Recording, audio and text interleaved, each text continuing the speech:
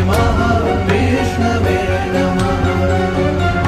ॐ नमो भगवते वासुदेवाय धन्वन्त्रये अमृतकलशहस्ताय सर्वामय विनाशनाय त्रैलोक्यनाथाय श्रीमहाविष्णवे नमः। ॐ नमो भगवते वासुदेवाय धन्वन्त्रये अमृतकलशहस्ताय सर्वामय विनाशनाय त्रैलोक्यनाथाय श्रीमहाविष्णवे नमः। ॐ नमो भगवते वासुदेवाय धन्वन्त्रये अमृतकलशहस्ताय